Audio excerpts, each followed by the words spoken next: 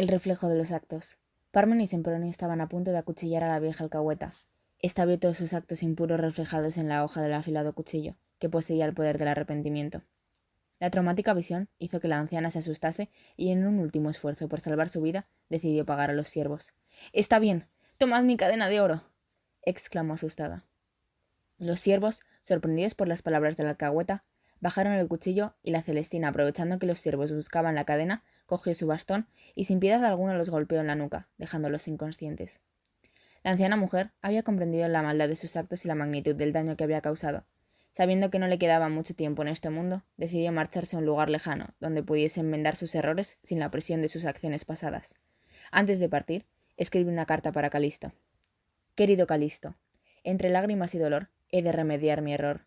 Tu amada Melibea ya no tiene idea, pues mi hechizo de amor se desvaneció. Te deseo lo mejor, pues eres un joven encantador.